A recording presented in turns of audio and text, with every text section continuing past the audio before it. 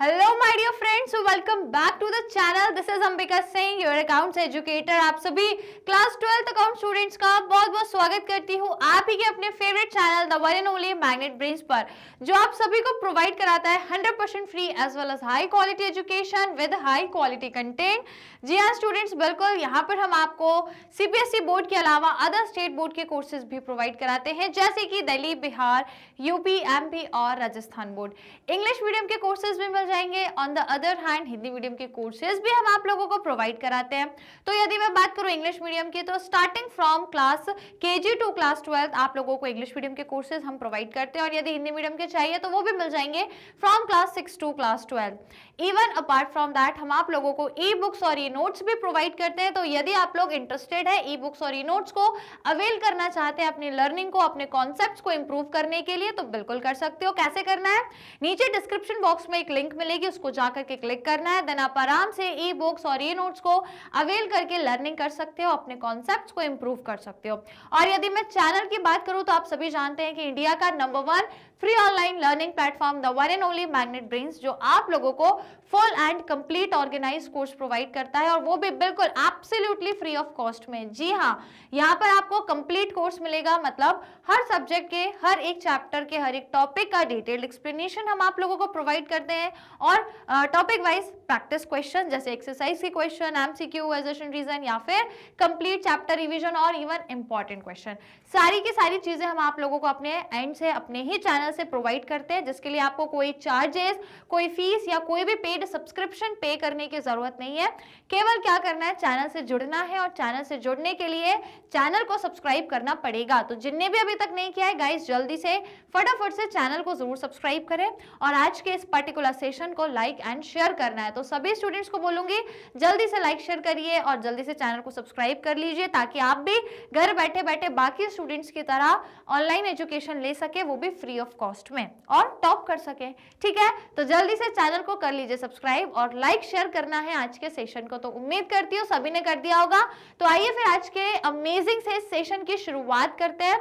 तो जैसा कि आप सभी जानते हैं क्लास 12th अकाउंट स्टूडेंट्स, कि हम लोगों ने अपना चैप्टर नंबर 11 कंप्लीट कर लिया है, या NCERT के अकॉर्डिंग देखें तो अपना ये पार्ट बी का चैप्टर नंबर 2 है, जिसका नाम है फाइनेंशियल स्टेटमेंट एनालिसिस। तो ये अपना कंप्लीट हो चुका है, कॉन्सेप्ट्स हमने कर लिए हैं फाइनली। अब हम लोग कुछ प्रैक्टिस क्वेश्चंस की तरफ हैं, जहां पर हम कुछ क्वेश्चंस को प्रैक्टिस कर रहे हैं। हालांकि एक्सरसाइज के क्वेश्चंस तो आते नहीं है यहाँ से, सिर्फ ऐसे ही MCQ या असर्शन रीजन के क्वेश्चंस आ जाते हैं, तो बस उन्हीं को हम प्रैक्टिस कर रहे हैं। तो यदि आपने चैप्टर बढ़िया से पढ़ लिया है, डेली क्लासेस में जो मैंने आपको पढ़ाया यदि वो पढ़ लिया है, तो अब आप मुझे आंसर करेंगे और कमेंट्स में मुझे सभी आंसर्स बताएंगे।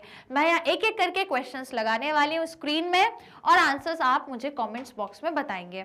Is it clear? तो शुरू करें फिर, पहला क्वेश्चन लगा लें। तो हाँ, देखना क्या है हमें आज, assertion and reason based questions आज हमें कंप्लीट करना है, जो मुझे पता है आप लोगों के फेवरेट क्वेश्चन है कि नहीं है? बिल्कुल है। चलो तो फिर शुरू करें, पहला क्वेश्चन लगा लें आज का। तो आइए आज का पहला क्वेश्चन ये रहा आपकी स्क्रीन के सामने। बढ़िया से आपको दो बढ़िया बढ़िया स्टेटमेंट दिए हैं, और भाई साहब आपको ऑप्शंस भी दिए हैं। बस आप मुझे करेक्ट आंसर बताएंगे। ठीक है, आपकी जिम्मेदारी भाई साहब, आपका काम है करेक्ट आंसर बताना। ठीक है, सवाल तो मैंने बता दिया, अब आंसर आप मुझे बताएंगे। चलो रीड कर लो, मैं आपको एक्सप्लेन कर दूं। चलो आ जाओ। तो ये है असर्शन और ये है रीजन। देखो असर्शन कह रहा है financial statement analysis is a systematic process of analysing the financial data of financial data for its easy understanding and decision making. तो यहाँ पे एक तरीके से देखें तो आपको फाइनेंशियल स्टेटमेंट एनालिसिस की एक डेफिनेशन दी है कि ये जो है ये एक सिस्टमैटिक प्रोसेस है, जिसमें आप फाइनेंशियल डेटा को एनालाइज करते हो, जिससे आप उसको इजी और अंडरस्टैंडेबल बना सको और फिर डिसीजन ले सको। तो काफी पॉजिटिव बात है, यही तो काम होता है फाइनेंशियल स्टेटमेंट एनालिसिस करने का, कि जिसमें हम फाइनेंशियल डेटा को देखें, एनालाइज करें, एनालाइज करने के बाद उसको इजीली समझ सके, अंडरस्टैंड कर सके और फिर डिसीजन ले सके। So this is only the meaning of financial statement analysis. तो मतलब ये देखा जाए तो सही है। और अब आप मुझे आपके विचार बताइए, आपको क्या लग रहा है। फिर कारण क्या दिया है, तो इसका रीजन पढ़ने के लिए हमें यहाँ पे बिकॉज फिट करना पड़ेगा। तो यदि रीजन देखें तो क्या कह रहा है, बिकॉज क्योंकि financial statement are analysed using analytical tools, क्योंकि हम इसको एनालाइज करते हैं एनालिटिकल टूल्स को यूज करके। वो कौन कौन से टूल्स या टेक्निक हैं, जैसे कि कंपैरेटिव स्टेटमेंट होता है, कॉमन साइज स्टेटमेंट होता है, देन रेशियो एनालिसिस होता है, and then finally cash flow statement होता है। ठीक है, तो भाई क्या यही टूल्स एंड टेक्निक्स हैं? तो बिल्कुल सही है, हमने पढ़ा हुआ है, ये चारों टूल्स एंड टेक्निक्स पढ़ी हैं जो हमारी सिलेबस में भी हैं और जो मोस्ट कॉमनली यूज करी जाती है। तो ये बात भी बिल्कुल सही और बिल्कुल परफेक्ट लिखी हुई है, कोई डाउट कोई शक नहीं है, ये बात भी एकदम परफेक्ट है। अब आप बताओ मुझे, क्या रीजन आपको उसमें जम रहा है, सूट हो रहा है? क्योंकि टॉपिक एक ही है, लेकिन क्या आपको ऐसा लग रहा है जो बात यहाँ बोली है उसी को एक्सप्लेन करा गया है क्या यहाँ? बताओ। दोनों स्टेटमेंट तो पॉजिटिव है, दोनों स्टेटमेंट बिल्कुल सही है, पर क्या आपको ऐसा लग रहा है कि जो रीजन है वो करेक्ट है? बताइए, क्या reason is also correct? What do you think? चलो टाइम ले लो 5-10 सेकंड का, लेकिन आंसर करो फटाफट से, कमेंट्स पे आंसर चाहिए, ठीक है?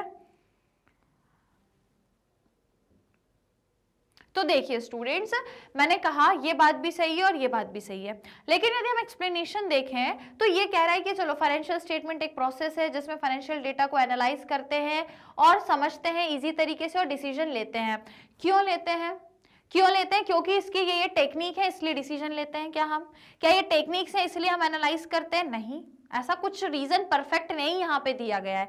यहाँ पे बात एक ही टॉपिक पे है पर अलग अलग बात है। यहाँ उसकी डेफिनेशन बता दी, उसका मीनिंग बता दिया, और यहाँ उसके टूल्स और टेक्निक्स बता दिए, तो दोनों बातें अलग अलग हो गई ना, एक्सप्लेनेशन थोड़ी है ये। अब जैसे आपसे कोई पूछे कि आप मुझे बताओ कि क्यों फाइनेंशियल स्टेटमेंट का एनालिसिस करके, आप फाइनेंशियल डेटा को एनालाइज करके क्यों डिसीजन ले रहे हो, तो क्या आप उसमें टेक्निक बोल दोगे कि ये टेक्निक है इसलिए हम कर रहे हैं? भाई टेक्निक पूछी जाए जब टेक्निक और टूल्स बताओ। आपसे यहाँ मीनिंग का कारण पूछा था, ये जो मीनिंग यहाँ दिया हुआ है इसका रीजन पूछा था, जो ये परफेक्ट रीजन नहीं है, ये तो इसका मीनिंग है और ये इसके टूल्स है। एक ही टॉपिक के ये दो अलग अलग वो हो गए, एक ही टॉपिक, उसी टॉपिक का ये मीनिंग है और उसी टॉपिक के ये टूल्स एंड टेक्निक्स हैं, तो दोनों अलग अलग चीजें हुई ना, एक्सप्लेनेशन थोड़ी ना हुआ ये। तो बातें दोनों सही है, मतलब देखें तो assertion reason both are correct, इसमें कोई शक नहीं है, दोनों करेक्ट है, पर ये रीजन नहीं है, right, this is not a reason. क्योंकि डियर स्टूडेंट यहाँ पे फाइनेंशियल स्टेटमेंट एनालिसिस का मीनिंग दिया हुआ है, और यदि यहाँ पे देखें तो यहाँ पे फाइनेंशियल स्टेटमेंट एनालिसिस के टूल्स और टेक्निक्स दिए हुए हैं, ठीक है? तो मीनिंग को एक्सप्लेन करना था तो आपको उसका कारण बताना था, कारण में आपने टूल्स बता रहे हो, तो टूल्स नहीं है ये, टूल्स इसका रीजन नहीं है, ठीक है? तो ये टूल्स अपनी जगह वो सही है, ये मीनिंग अपनी जगह सही है, पर दोनों का कोई एक्सप्लेनेशन नहीं बैठ रहा है, ठीक है? तो इस हिसाब से देखें तो ए ऑप्शन होना चाहिए भाई साहब मेरे हिसाब से। What do you think about it? बताइए आप लोग का भी यही करेक्ट है क्या? सभी का यही ऑप्शन आ रहा है, तो हम चेक करें, ऑप्शन नंबर ए सही होना चाहिए, राइट? बिल्कुल, तो ऑप्शन नंबर ए आपका करेक्ट हो जाएगा। दोनों स्टेटमेंट सही है, but reason is not the correct explanation of assertion। Clear? समझ में आया? कोई दिक्कत कोई परेशानी तो नहीं है? आगे बढ़े, आप अगला सवाल लगाएं, चलिए आइए। तो next question, that is question number 2, ये रहा स्क्रीन पर, जल्दी से रीड करो और आंसर करो। ये है assertion और ये है रीजन। चलो फटाफट से आंसर बताओ। तो देखो ये क्या कह रहा है कि financial statement analysis is undertaken by, तो बेसिकली जो फाइनेंशियल स्टेटमेंट एनालिसिस होता है ये कौन कौन करते हैं? तो भाई ये इन्वेस्टर करते हैं, लेंडर्स करते हैं, क्रेडिटर्स करते हैं, for assessing the safety of the amount invested in the company, ताकि ये अपना अमाउंट को चेक कर सके कि हमने जो कंपनी में इन्वेस्ट करा था वो सेफ है या नहीं है, ठीक है? तो इन्वेस्टर भी भैया इन्वेस्ट करते हैं, ठीक है, लेंडर भी आपको पैसा देते हैं बोरोइंग पे, ठीक है, और क्रेडिटर भी आपको उधार देते हैं। और यहाँ पे लिखा है कि सेफ्टी देखना कि जो अमाउंट इन्हें इन्वेस्ट करा है कंपनी में वो सेफ है या नहीं, ठीक है? अब आप मुझे बताओ ये सही है कि गलत है। अब रीजन देखो, रीजन कह रहा है इन्वेस्टर्स, लेंडर्स और क्रेडिटर्स, ये वही तीन है जो यहाँ नाम दिए हैं, ठीक है? Undertake the financial statement analysis, तो ये एनालिसिस करते हैं क्योंकि, अब रीजन दिया या, क्योंकि they have invested their money in the company, क्योंकि इन्होंने कंपनी में अपना पैसा इन्वेस्ट करा है, and have either indirect control or no control on the affairs of the company, और इनका या तो डायरेक्ट कंट्रोल है या फिर कोई कंट्रोल नहीं है बिजनेस या कंपनी के अफेयर्स में। बताइए, जल्दी बताइए भाई, क्या लग रहा है?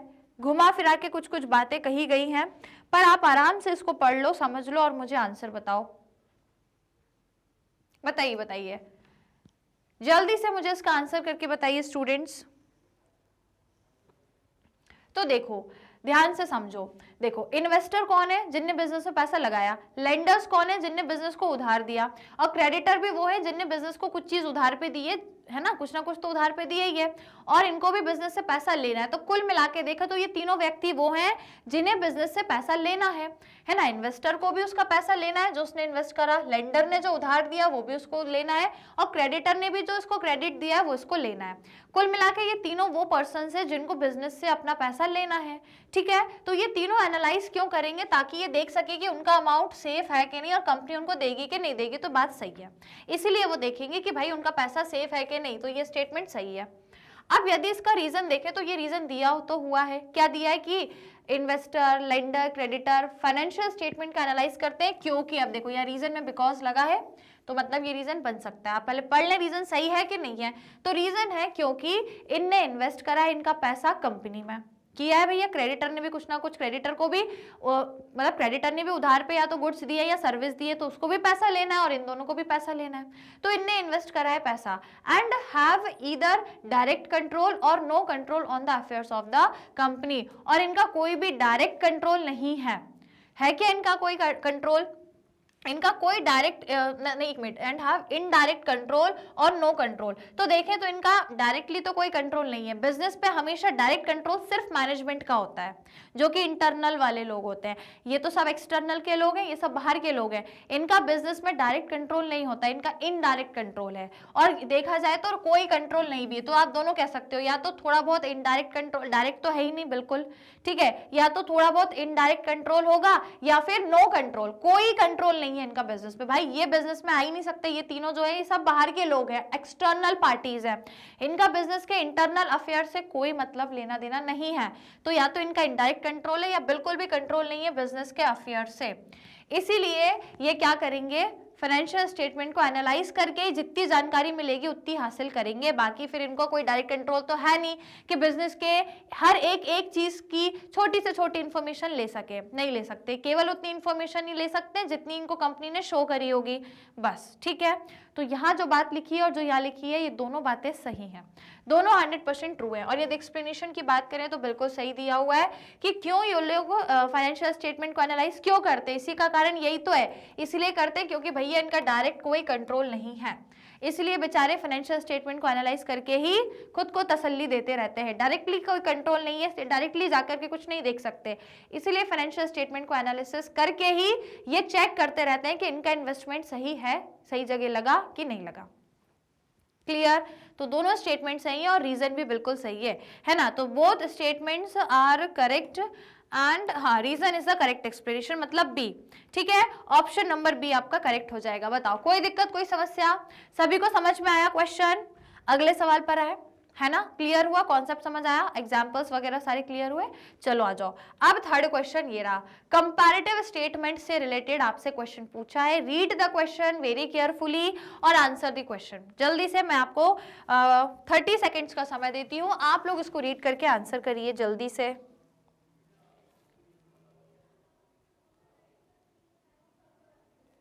चलो, कंपैरेटिव स्टेटमेंट से रिलेटेड है, जल्दी से स्टूडेंट्स आंसर कर दीजिए।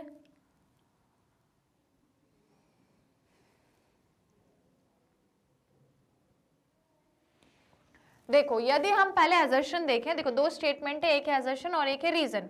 तो एजर्शन यदि देखें तो एजर्शन कह रहा है comparative statement is a vertical analysis while common size statement is a horizontal analysis. तो क्या ये ऐसा है?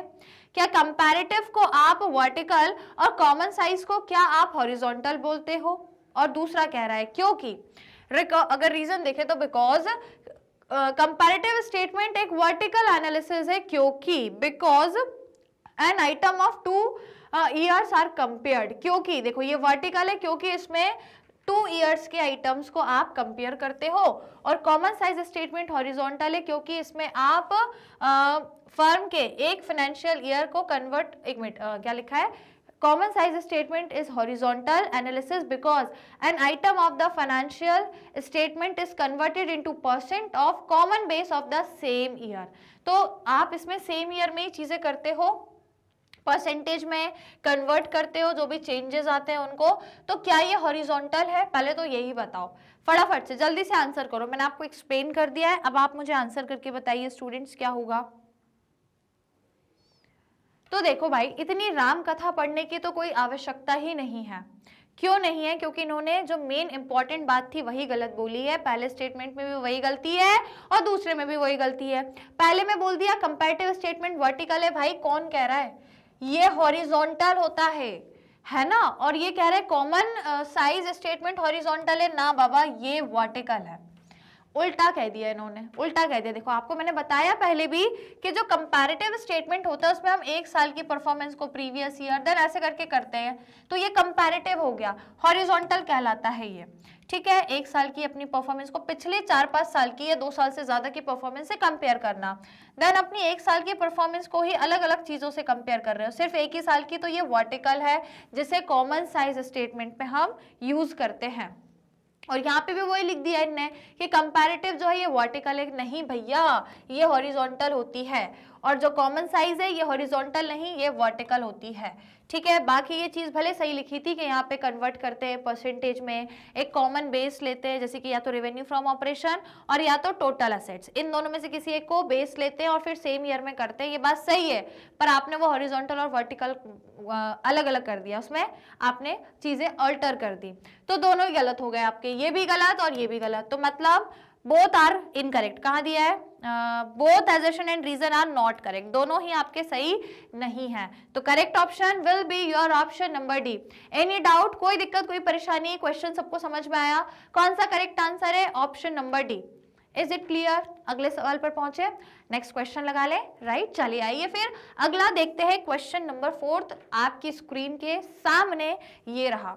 एक है आपके पास assertion, दूसरा है आपके पास रीजन। तो देखिए भाई साहब, assertion कह रहा है आपसे, चलो पहले आप रीड करो भाई। मेरा थोड़ी ना एग्जाम है यार, मैं थोड़ी बोर्ड, मेरा थोड़ी 12th बोर्ड है, आप लोगों का है ना। चलो रीड करो, रीड करो और आंसर बताओ जरा फटाफट से। आप ही को सॉल्व करना है ना, चाहो वीडियो पॉज कर लो, जैसा लगे वैसा कर लो, पर आंसर आप ही करोगे मुझे कमेंट्स में। चलो जल्दी जल्दी करो भाई फटाफट, 15 सेकंड का टाइम हो चुका है, वैसे तो 15 और दे देती हूँ। चलो भाई मेरे को रीड करने दो, मैं आपको एक्सप्लेन करती हूँ क्या कह रहा है। देखो assertion कह रहा है analysis of financial statement help in assessing the present earning capacity as well as future earning capacity. तो जब आप फाइनेंशियल स्टेटमेंट को एनालाइज करते हो तो क्या आप एक बिजनेस की प्रेजेंट अर्निंग कैपेसिटी को देख सकते हो कि प्रेजेंट में उसकी कितनी क्या अर्निंग हुई है, प्रेजेंट में अर्निंग क्या हुई है, ये एज वेल एज उसकी फ्यूचर अर्निंग कैपेसिटी का अंदाजा लगा सकते हो क्या आप? ठीक है, तो यहाँ पे बोला है दोनों कि प्रेजेंट अर्निंग कैपेसिटी भी और फ्यूचर अर्निंग कैपेसिटी को आप एसेस कर सकते हो यदि आप फाइनेंशियल स्टेटमेंट एनालिसिस करते हो। तो बताओ भैया सही कह रहा है कि गलत कह रहा है? फिर उसके बाद दूसरा रीजन दे रहा है कि with the help of financial statement analysis profitability can be assessed with reference to sales as well as capital invested in the business। तो ये कह रहा है कि जब फाइनेंशियल स्टेटमेंट का एनालिसिस करते हो तो जो प्रॉफिटेबिलिटी आप फाइंड करते हो वो किसके बेसिस पे करते हो? जो आपने सेल्स करी है ना साल भर में, उसके बेसिस पे, और जो पैसा आपने या जो कैपिटल आपने इन्वेस्ट करी है उसके बेसिस पे आप प्रॉफिटेबिलिटी निकालते हो। आपने कितना सेल्स किया और कितनी आपने कैपिटल इन्वेस्ट करी, इसके बेसिस पे क्या आप बिजनेस की प्रॉफिटेबिलिटी को कैलकुलेट करते हो with the help of financial statement analysis. Come on जल्दी से आंसर करिए, आपको मैंने एक्सप्लेन करा है, अब आप मुझे आंसर बताइए कौन सा करेक्ट हो जाएगा। कम ऑन फास्ट जल्दी से बताइए। सो माय डियर स्टूडेंट्स, देखो पहला बोल रहा है स्टेटमेंट की एनालिसिस फाइनेंशियल स्टेटमेंट का करते हैं तो इससे आपको प्रेजेंट अर्निंग कैपेसिटी और फ्यूचर अर्निंग कैपेसिटी का भी एक फोरकास्ट आप लगा लेते हो। जैसे मैं बोलूं इस साल इतना प्रॉफिट है तो कहीं ना कहीं मैं ये भी ट्राई करूंगी कि यार इस साल इतना हुआ है तो जो चीजें इस साल करी है वही चीजें हम अगले साल भी करें और बेटर तरीके से करें, ताकि फ्यूचर अर्निंग भी हमको लगभग ऐसी ही हो या इससे बेटर हो, इससे कम ना हो। राइट, तो बिल्कुल सही बात है, हम फ्यूचर अर्निंग का भी एक आइडिया लगा लेते हैं, तो ये बिल्कुल सही बात है। अब ऐसा हम कैसे और क्यों करते हैं, इसका कारण यदि हम पता करें तो ऐसा कैसे हो पाएगा? तो यदि हम रीजन देखें, क्योंकि because with the help of financial statement analysis आप प्रॉफिटेबिलिटी देख लेते हो, तो प्रॉफिटेबिलिटी ही तो दूसरा नाम है किसका? अर्निंग कैपेसिटी का। अर्निंग कैपेसिटी का दूसरा नाम ही तो प्रॉफिटेबिलिटी है। अगर कोई आपसे बोले आपकी अर्निंग कितनी है, मतलब आपने प्रॉफिट कितना कमाया, राइट तो इसी की बात हो रही है। वहां अर्निंग कैपेसिटी यहाँ लिखा है और यहाँ पे प्रॉफिटेबिलिटी लिखी, बात बराबर ही है। ठीक है, तो आप प्रॉफिटेबिलिटी निकालते हो तो आपने बोला कि भैया कैसे निकालोगे, यहाँ पे वही बोला है ना कि प्रेजेंट अर्निंग और फ्यूचर अर्निंग निकाल रहे हो, कैसे निकाल पा रहे हो, तो वो हम कह रहे हैं यहाँ पे कि हम प्रॉफिटेबिलिटी या अर्निंग कैपेसिटी निकाल रहे हैं। कैसे निकाल रहे हैं, सेल्स को देखकर और कैपिटल इन्वेस्टमेंट को देखकर। हमने इस साल जितनी सेल्स करी हम ट्राई करेंगे कि फ्यूचर में भी उतनी करें ताकि फ्यूचर में भी अर्निंग उतनी हो। देन हमने अभी कैपिटल जहां इन्वेस्ट करी अगर उससे हमें प्रॉफिट हुआ है तो हम ट्राई करेंगे कि फ्यूचर में भी हम उसी जगह पे इन्वेस्टमेंट करें ताकि हमें प्रॉफिट भी वैसे ही हो। तो कहीं ना कहीं हम इससे प्रेजेंट की अर्निंग भी देखते हैं। हमने जो इस साल सेल्स करी और इस साल जो कैपिटल इन्वेस्ट करी इससे प्रेजेंट अर्निंग पता चल गई या प्रेजेंट का प्रॉफिट पता चल गया। अब इसी से हम फ्यूचर में भी करने की कोशिश करेंगे कि फ्यूचर में भी हमारी वैसे ही सेल्स हो या उससे ज्यादा हो या उतनी ही कैपिटल इन्वेस्ट करें या उससे ज्यादा करें ताकि वही प्रॉफिटेबिलिटी हो। तो बिल्कुल सही बात है, जो बात यहाँ लिखी है उसका यहाँ परफेक्ट एक्सप्लेनेशन दिया है।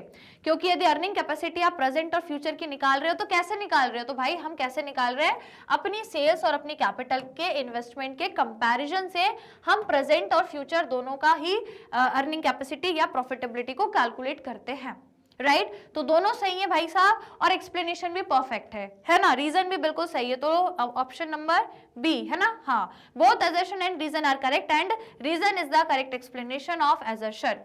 कोई दिक्कत कोई समस्या, डन, सभी को समझ आया पक्का, तो फिर लाइक और शेयर कर दो जल्दी से सभी को लाइक शेयर करना है। फिर क्वेश्चन नंबर 5 पे मूव करेंगे, डन, चलिए आइए question number 5 is at your screen, ये रहा, जल्दी से रीड कर लो क्वेश्चन 5 क्या कह रहा है।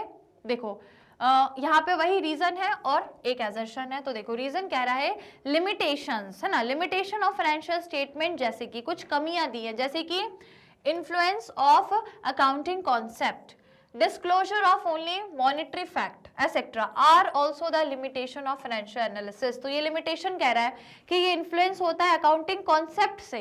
क्या ये लिमिटेशन है कि ये अकाउंटिंग कॉन्सेप्ट से इन्फ्लुएंस हो रहा है, और दूसरा लिमिटेशन है ये मॉनेटरी फैक्ट नहीं बताता, नहीं ओनली मॉनेटरी फैक्ट ही बताता है। तो ये क्या लिमिटेशन है, ठीक है। उसके अलावा रीजन देखें तो financial statement are use as basis of financial analysis. तो जो हम फाइनेंशियल स्टेटमेंट से ही, मतलब जो आपके फाइनेंशियल स्टेटमेंट्स होते हैं, क्या उन्हीं के बेसिस पे आप फाइनेंशियल एनालिसिस करते हो, बताओ।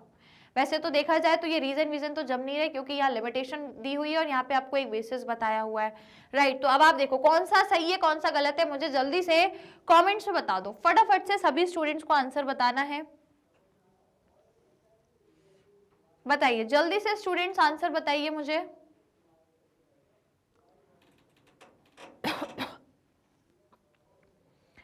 चलो जल्दी से बताइए इसका करेक्ट आंसर क्या हो जाएगा।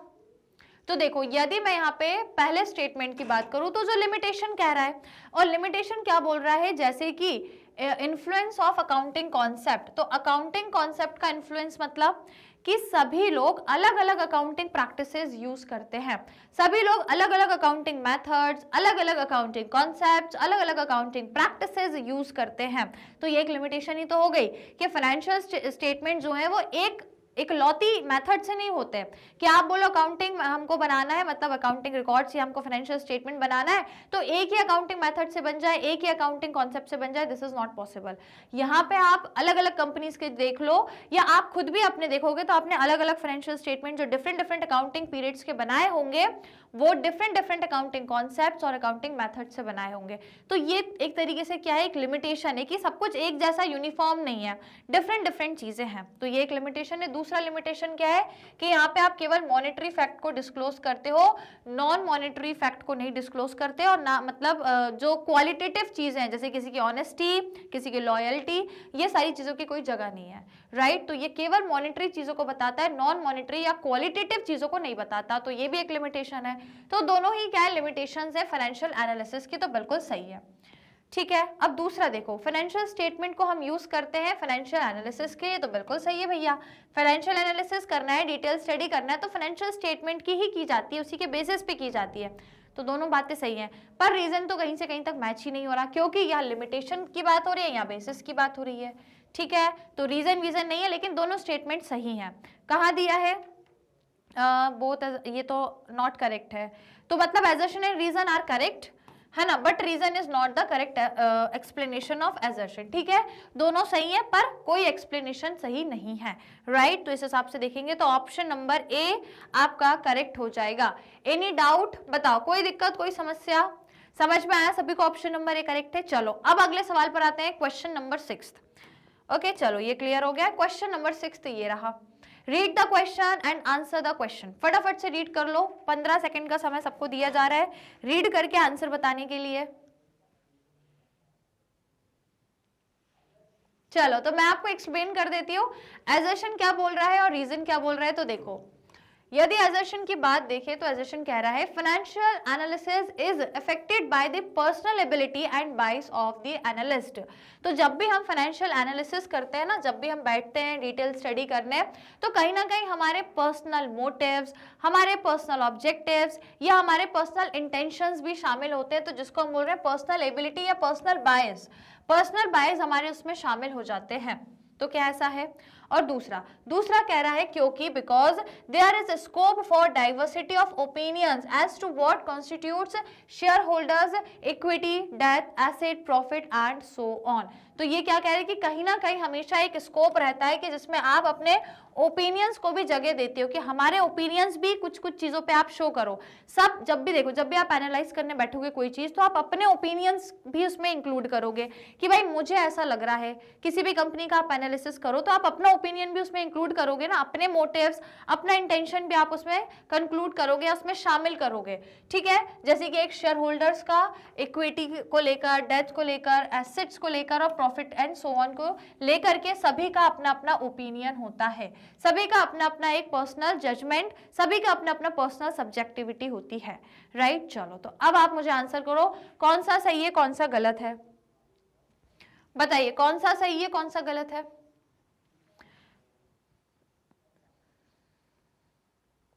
तो देखो, assertion बोल रहा है कि फाइनेंशियल स्टेटमेंट्स में personal ability, personal bias included होता है, बिल्कुल, क्योंकि जब भी कोई एनालिस्ट एनालाइज कर रहा होगा तो वो अपने पर्सनल ओपिनियन भी शामिल करता है, वो जो पर्सनली सोचता है वो सोच भी उसमें शामिल करता है कि भाई मुझे ऐसा लग रहा है, तो उस हिसाब से वो एनालाइज करेगा। तो ये पर्सनल बायस होता है, एक ये लिमिटेशन भी है। अब ऐसा क्यों होता है, इसका कारण यदि पढ़ेंगे तो बिकॉज लगाओ, ठीक है, बिकॉज लगा के यदि हम कारण पढ़े तो कारण क्या कह रहा है कि यहाँ पे बिल्कुल स्कोप है, मतलब यहाँ जगह है, कहाँ पे? फाइनेंशियल एनालिसिस में जब हम करते हैं तो उसमें बिल्कुल स्कोप है किस चीज का? डाइवर्सिटी ऑफ ओपिनियंस, सबके ओपिनियंस की यहाँ जगह है, अपने अपने हिसाब से सब एनालाइज करते हैं और अपने अपने ओपिनियन सब लगाते हैं। भाई मेरे नजरिए से कुछ और है और सेम वही चीज को आप देखोगे तो आपका देखने का नजरिया कुछ और है। तो सबके ओपिनियंस जो है एनालिस करते टाइम उनके ओपिनियंस भी उसमें शामिल होते हैं, सबके ऑब्जेक्टिव्स, सबकी जो कहने की समझने की जो चीजें हैं जैसे कि इंटेंशंस, मोटिव्स, तो सबके उसमें शामिल होते हैं। ठीक है, as to what constitute share holders, अब जैसे एक शेयर होल्डर के लिए इक्विटी, डेट्स, एसेट, प्रॉफिट, ये सारी चीजें अलग अलग हैं, ये सभी को लेकर के ओपिनियंस सबके अलग अलग हैं। मैं किसी कंपनी को एनालाइज करूंगी तो मैं उस कंपनी के एसेट, प्रॉफिट, डेथ को किसी दूसरे ओपिनियन से देखूंगी, आप उसको एनालाइज करोगे तो आप किसी दूसरे ओपिनियन से करोगे, कोई तीसरा व्यक्ति उसको एनालाइज करेगा तो उसके अलग ओपिनियन है जिससे वो इक्विटी, डेथ, एसेट और प्रॉफिट को जज कर रहा होगा, अपने ओपिनियंस लगा रहा होगा, राइट। तो सबका अलग अलग रहता है, सबके अपने अपने पर्सनल ओपिनियंस और पर्सनल बाइज होते हैं, क्लियर। तो ये हो गया इसका रीजन। अब बताओ क्या लग रहा है भैया, ये स्टेटमेंट भी बिल्कुल सही बोल रहा है, ये स्टेटमेंट भी बिल्कुल करेक्ट है, तो दोनों यदि सही है और कहीं ना कहीं यदि हम रीजन को भी देख रहे हैं तो ये बिल्कुल सही एक्सप्लेन भी कर रहा है। कैसे सही एक्सप्लेन कर रहा है कि देखो फाइनेंशियल एनालिसिस में पर्सनल एबिलिटी, पर्सनल बाइज होते हैं क्योंकि सभी के अपने अपने ओपिनियंस होते हैं हर एक चीज को लेकर के, चाहे वो बिजनेस की इक्विटी हो, डेथ हो, एसेट हो, प्रॉफिट हो, सबका अपना अपना ओपिनियन, अलग अलग नजरिया होता है देखने का। तो यही तो रीजन है, और क्या चाहिए भैया, यही तो रीजन है। तो मतलब दोनों सही है और reason is the correct explanation, मतलब both assertion and reason is correct and reason is the correct explanation of assertion। तो ऑप्शन नंबर बी आपका करेक्ट हो जाएगा। कोई दिक्कत कोई समस्या किसी को? करेक्ट ऑप्शन कौन सा है आपका? Option number B will be your correct option. कोई दिक्कत कोई समस्या, राइट आगे बढ़े, अब अगले सवाल पर आ जाएं। चलिए तो आएंगे आप क्वेश्चन नंबर 7 पर। क्वेश्चन 7 क्या कह रहा है, देखिए एक एजर्शन एक रीजन। अगेन देखो पहला है हॉरिजॉन्टल और दूसरा भी हॉरिजॉन्टल से ही रिलेटेड। चलो तो एक काम करो, आप पहले रीड करो, 15 सेकंड का समय मैं आपको दे रही हूं, फटाफट से रीड कर लो और मुझे आंसर बताओ। रीड करके आंसर करिए स्टूडेंट जल्दी से। तो देखो यदि हम पहले एजर्शन को रीड करें तो सिंपल सा एजर्शन क्या कह रहा है कि horizontal analysis is generally useful in cross sectional analysis. तो जो हॉरिजॉन्टल एनालिसिस होता है इसको हम जनरली क्रॉस सेक्शनल एनालिसिस के लिए यूज करते हैं। ठीक है, क्यों करते हैं? क्योंकि horizontal analysis provide information in absolute and percentage form, क्योंकि ये जो है आपको एब्सोल्यूट चेंज और परसेंटेज चेंज के फॉर्म में आपको पूरी चीजें शो करता है। ठीक है, हॉरिजॉन्टल एनालिसिस के बारे में क्वेश्चन है, जल्दी से बताओ कौन सा सही है कौन सा गलत है। ऑप्शंस हैं आपके स्क्रीन पर, 4 ऑप्शंस हैं, फटाफट से स्टूडेंट्स मुझे आंसर बताओ, बताइए जल्दी से आंसर कर दीजिए। सो माय डियर स्टूडेंट्स, जो हॉरिजॉन्टल एनालिसिस होता है इसका एक नाम और है क्या? डायनामिक। अभी हमने देखा है, ठीक है, इसको हम एक और नाम से बोलते हैं डायनामिक एनालिसिस। ठीक है, क्यों बोलते हैं डायनामिक? क्योंकि डियर स्टूडेंट्स जो हॉरिजॉन्टल एनालिसिस होता है वो आपका इस तरीके से होता है, इसको बोलते हैं हॉरिजॉन्टल एनालिसिस होना, इस तरीके से होता है। अलग अलग पर्टिकुलर ईयर्स के हम इसमें कंपैरिजंस करते हैं, राइट। तो क्या इसको हम क्रॉस सेक्शनल एनालिसिस बोलते हैं? बताओ। सो माय डियर स्टूडेंट, जो वर्टिकल एनालिसिस होता है ना, जिसमें एक साल की चीजों को कंपेयर करते हो, this is called as cross sectional analysis. और हॉरिजॉन्टल को हम बोलते हैं time series analysis, time series analysis. ठीक है, तो भैया इसको हॉरिजॉन्टल को टाइम सीरीज एनालिसिस बोला जाता है और वर्टिकल को क्रॉस सेक्शनल एनालिसिस बोला जाता है। और यहाँ तो कह रहे हैं कि हॉरिजॉन्टल को क्रॉस सेक्शनल बोला जाता है, नहीं भैया आप गलत कह रहे हो, ऐसा नहीं होता। ठीक है, अब रीजन का देखें तो रीजन कह रहा है हॉरिजॉन्टल एनालिसिस आपको इंफॉर्मेशन देता है एब्सोल्यूट फॉर्म में भी और परसेंटेज फॉर्म में भी, तो बिल्कुल सही है। कैसे होता है तो देखो छोटा सा एग्जांपल्स आपको समझाती हूँ। मान लो मैं 2 साल की अपनी परफॉर्मेंस को चेक कर रही हूँ एसेट्स की, तो मान लो मेरे प्रेजेंट ईयर में इस साल एसेट्स हैं मान लो 5000 के, और पिछले साल यदि मैं बोलूं, या फिर मान लो पिछले साल 5000 के थे, ये पिछले साल, और इस साल मेरे एसेट हो गए 10,000। ठीक है, ये मैं अपना बता रही हूँ कि एसेट्स मेरे पिछले साल 5000 के थे, इस साल हो गए 10,000। तो जो हम ये करते हैं ना, इसमें एनालिसिस करते हैं, हॉरिजॉन्टल एनालिसिस जिसमें हम करते हैं टाइम सीरीज के बेसिस पे, तो इसमें हम क्या देखते हैं? सबसे पहले चेंज देखते हैं, एब्सोल्यूट जिसे आप कह रहे हो ना, जो यहाँ लिखा है एब्सोल्यूट और परसेंटेज फॉर्म, मतलब पहले हम एब्सोल्यूट चेंज देखेंगे, चेंज कितना हो गया, पहले 5 था अब 10 हो गया, तो अब कितना चेंज आया? 5000 का चेंज आ गया, तो इसको बोलते हैं एब्सोल्यूट चेंज। और परसेंटेज भी देखेंगे कि इसमें चेंज कितना परसेंटेज हुआ, तो परसेंटेज निकालने के लिए चेंज कितना हुआ? 5000, पहले कितना था? प्रीवियस ईयर 5000 था, मल्टीप्लाई बाय 100। ठीक है, इस तरीके से निकालोगे तो आपको पता चलेगा कि जो चेंज हुआ है वो 100% चेंज हुआ है ना, 100 ही आएगा ना, इसको इससे कैंसिल करोगे तो ये हो जाएगा 1, राइट। तो ये होता है आपका हॉरिजॉन्टल एनालिसिस, जिसमें हमने प्रीवियस ईयर की वैल्यू ली किसी भी चीज की, प्रेजेंट ईयर की ली, दोनों में चेंज देखा, जिसको बोल रहे हैं एब्सोल्यूट चेंज। तो कितना आया? 5000। अब परसेंटेज चेंज कितना हुआ? पूरा 100% चेंज हुआ। सही तो है, 5000 की चीज 10,000 पे पहुंच गई तो पूरी 100% बढ़ गई, 100% इंक्रीज हो गई। तो इसको बोलते हैं हॉरिजॉन्टल या टाइम सीरीज एनालिसिस करना, और क्रॉस सेक्शनल वर्टिकल को बोलते हैं। ठीक है, याद रखोगे। तो इस हिसाब से देखें तो पहला गलत है पर दूसरा सही है। और कहाँ दिया है ये? लास्ट में दिया है शायद, है ना। assertion is not correct but reason is correct, that means the option number D will be your correct answer। Clear? कौन सा सही है? डी वाला ऑप्शन आपका सही हो जाएगा। कोई दिक्कत, कोई परेशानी? क्लियर है सभी को? लाइन समझ आ गई? आगे बढ़े, अब नेक्स्ट सवाल पर आए। चलिए, तो 7th हो गया complete. Now let's move to the 8th question. 8th question आप लोगों की स्क्रीन में ये रहा, जल्दी से आंसर करो, ये भी हॉरिजॉन्टल से ही रिलेटेड है। ठीक है, चलो जल्दी से बताओ, फटाफट से, हॉरिजॉन्टल से ही रिलेटेड है, अब तो आपको ये बन ही जाना चाहिए।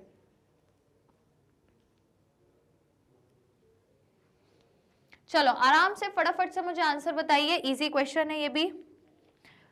सो देखो ये कह रहा है जो एजर्शन है, एजर्शन कह रहा है कि horizontal analysis is also known as dynamic analysis. तो क्या ऐसा होता है, क्या हम हॉरिजॉन्टल को डायनामिक भी बोलते हैं और फिर वर्टिकल को क्या बोलेंगे? यदि ये डायनामिक है तो वर्टिकल क्या है? स्टैटिक। ठीक है, तो वर्टिकल को हम बोलते हैं स्टैटिक एनालिसिस, राइट। चलिए, तो यदि स्टूडेंट्स पहला कह रहा है कि हॉरिजॉन्टल एनालिसिस को आप डायनामिक एनालिसिस भी कहते हैं, तो मतलब भाई ये बात सही है, बिल्कुल करेक्ट है, 100% करेक्ट स्टेटमेंट है। अब इसका रीजन देखें, तो रीजन कह रहा है क्योंकि horizontal analysis is based on data of 2 or more years rather than only 1 year। तो हम इसको डायनामिक क्यों बोल रहे हैं? क्योंकि भैया कारण बताओ मुझे, क्यों बोल रहे हैं डायनामिक? अच्छा पहले आप मुझे डायनामिक का मीनिंग बताओ, वोकैबुलरी मीनिंग बताओ। देखो डायनामिक मतलब होता है जो चीज अलग अलग चेंज हो रही है। देखो दो वर्ड्स है, एक है डायनामिक, एक है स्टैटिक। डायनामिक मतलब जो चीजें चेंज होती हैं, डायनामिक इन नेचर है, चेंज होती रहती हैं। और स्टैटिक मतलब जो एज इट इज है, एक ही जगह स्थिर है, उसको बोलते हैं स्टैटिक, एक ही जगह जो स्थिर है। और डायनामिक मतलब जो चेंज हो रहा है। तो हॉरिजॉन्टल एनालिसिस में हम डायनामिक एनालिसिस बोल रहे हैं इसको इसलिए क्योंकि यहाँ पे चेंज हो रहा है, इस साल के परफॉर्मेंस को पिछले साल, फिर उसके पहले, फिर उसके पहले के, तो ये चेंज नहीं हो रहा। अलग अलग समय, अलग अलग अकाउंटिंग पीरियड्स की चीजों को आप कंपेयर कर रहे हो, चेक कर रहे हो, एनालाइज कर रहे हो। तो यहाँ पे हम क्या बोल रहे हैं, ये चीजें डायनामिक हैं, चेंज हो रही हैं। और वर्टिकल में स्टैटिक है क्योंकि वो एक ही पर्टिकुलर ईयर से रिलेटेड अलग अलग चीजों को क्या करता है, एनालाइज करता है, राइट। इसलिए डायनामिक क्यों है, क्योंकि ये डिफरेंट डिफरेंट ईयर्स की चीजों को देख रहा है, अलग अलग चीजों को देख रहा है, एक ही ईयर पे स्थिर नहीं है, अलग अलग ईयर्स की चीजों को एनालाइज कर रहा है। देयरफॉर इसको डायनामिक बोल रहे हैं। तो इसका रीजन दिया है क्योंकि जो हॉरिजॉन्टल एनालिसिस है वो किस पर बेस्ड है, डाटा ऑफ 2 और मोर ईयर्स, 2 या 2 से अधिक ईयर्स के डेटा पर बेस्ड है, रेदर देन ओनली 1 ईयर। ऐसा नहीं है कि सिर्फ एक सिंगल ईयर के बारे में ही आपको चीजें मिलेंगी, सिर्फ एक सिंगल ईयर की चाहिए तो वो वर्टिकल में मिलेगी, हॉरिजॉन्टल में तो आपको अलग अलग ईयर्स की मिलती हैं। और यही कारण है इसका, जिसकी वजह से हम इसको डायनामिक एनालिसिस भी कहते हैं। ठीक है, तो यही कारण है डायनामिक एनालिसिस क्यों कह रहे हैं, क्योंकि ये बेस्ड है किस पे, 2 या मोर ईयर्स के अकाउंटिंग पीरियड्स की इंफॉर्मेशंस या फाइनेंशियल स्टेटमेंट्स में, right, rather than only one। सिर्फ एक ही ईयर्स का नहीं बल्कि 2 या मोर ईयर्स की इंफॉर्मेशन के बेस्ड पर हम करते हैं ये एनालिसिस। सो देयरफॉर दोनों सही है and reason is also the correct. तो क्योंकि यही कारण है इसलिए ये डायनामिक कहलाता है ना, तो मतलब ऑप्शन बी हो जाएगा। Both assertion and reason are correct and reason is the correct explanation of assertion। बताओ समझ आया कि नहीं आया, कॉन्सेप्ट समझ आ रहे हैं, क्या क्यों हो रहा है, क्यों किस वजह से ये रीजन है, क्या इसका मीनिंग है, सब क्लियर है, राइट। तो यदि क्लियर है तो पहले जल्दी से लाइक और शेयर करो, फिर क्वेश्चन नंबर 9 पे बढ़ेंगे। फटाफट से स्टूडेंट्स लाइक एंड शेयर कर दीजिए। डन, लाइक शेयर हो गया, सभी ने कर दिया, आगे बढ़े हम, मूव करें, 9th क्वेश्चन पर आ जाते हैं। चलिए, तो 9th क्वेश्चन ये रहा आपकी स्क्रीन पर, एक है assertion, एक है रीजन। चलो फटाफट से आंसर करो अब मुझे। चलो ये वर्टिकल एनालिसिस की बात आ गई, तो देखो ये कह रहा है vertical analysis is also known as static. तो बिल्कुल ये मैंने अभी जस्ट आपको बताया, अब भी बताया कि जो वर्टिकल होता है उसको स्टैटिक कहते हैं। तो मतलब पहला स्टेटमेंट सही हो गया, कोई डाउट ही नहीं है इसमें, ये तो बिल्कुल सही है। अब क्यों कहते हैं, क्योंकि vertical analysis is based on the data of a single year. तो क्या यही कारण है इसलिए इसको स्टैटिक कहते हैं? क्या ये सिर्फ एक ही ईयर की जानकारी पर ही बेस्ड होता है, इसलिए एक ही अकाउंटिंग पीरियड की इसमें इंफॉर्मेशन मिलती है ना। वर्टिकल में केवल एक ही ईयर की आपको चीजें मिलेंगी, एक ही सिंगल ईयर, जैसे ये हो गया ईयर 1 2 3 4, लेकिन यहाँ केवल एक ही साल की आपको अलग अलग आइटम्स में कंपैरिजंस मिलेंगे। तो क्या यही कारण है? यही कारण है जिसकी वजह से आप वर्टिकल एनालिसिस को स्टैटिक एनालिसिस भी कहते हो, क्योंकि उसमें आपको जो भी डेटा मिलेगा वो एक ही ईयर का मिलेगा। बताओ क्या यही कारण है? फटाफट से बताओ स्टूडेंट्स। तो बिल्कुल भाई यही तो कारण है, this is only the reason कि आप वर्टिकल एनालिसिस को स्टैटिक क्यों कह रहे हो, क्योंकि इसमें एक ही सिंगल ईयर की डेटा है। तो मतलब both assertion and reason are correct and reason is the correct explanation of assertion। Is it clear? तो ये बहुत ही इंपॉर्टेंट है, ये दोनों टाइप के एनालिसिस। कौन कौन सी? हॉरिजॉन्टल एनालिसिस और वर्टिकल एनालिसिस। यहाँ से बहुत बार क्वेश्चंस आ रहे हैं, तो आप इनको जरूर से माइंड में सेट करना, कंफ्यूजन मत होना, इसलिए मैं ज्यादा से ज्यादा क्वेश्चंस करा रही हूँ। यदि कंफ्यूजन है भी तो आई होप अब क्लियर हो गई होगी। इतने सारे क्वेश्चंस हमने सॉल्व कर लिए, तो अब आपको हॉरिजॉन्टल और वर्टिकल में कंफ्यूजन नहीं होगी। बस इसके जो 3 नाम है इनको याद रखना, क्या होता है इनका मीनिंग याद रखना बस, ठीक है। और इसके अलावा इंटरनल और एक्सटर्नल एनालिसिस भी होती है, जिसको हम इंट्रा फर्म या इंट्रा इंटर या इंट्रा फर्म एनालिसिस भी कहते हैं, ठीक है। तो वो 4 आपके टाइप्स ऑफ एनालिसिस है, तो याद रखना, कभी क्वेश्चन आए तो कंफ्यूज नहीं होना है, ठीक है। चलिए 10th क्वेश्चन पर मूव करते हैं स्टूडेंट्स। ये रहा आपके स्क्रीन पर क्वेश्चन नंबर, सवाल नंबर 10। चलो बताओ, ये भी वर्टिकल एनालिसिस पर ही डिपेंड है, मतलब उसी का क्वेश्चन है, उसी से रिलेटेड है। चलो जल्दी से पहले रीड करो, 15 सेकंड का समय सभी को दिया जा रहा है, जल्दी से रीड करके आंसर बताओ। तो देखो पहला कह रहा है कि vertical analysis provides information in absolute and percentage form. तो क्या ये वर्टिकल एनालिसिस आपको एब्सोल्यूट और परसेंटेज के फॉर्म में डेटा देता है? और रीजन दिया है क्योंकि vertical analysis is useful in making inter firm comparison. तो ये जो होता है वर्टिकल एनालिसिस, ये इंटर फर्म कंपैरिजन के लिए यूजफुल है। इंटर फर्म मतलब दो अलग अलग फर्म, एक फर्म ये एक फर्म ये, दोनों में कंपैरिजन यदि कर रहे हो तो इसको हम बोलते हैं इंटर फर्म कंपैरिजन। तो बताओ क्या ये इसके यूजफुल है? वर्टिकल एनालिसिस यदि हम करते हैं तो क्या दो अलग अलग फर्म के लिए हम इसको यूज कर सकते हैं? बताइए जल्दी से, मुझे आंसर बताओ फटाफट से कमेंट्स में।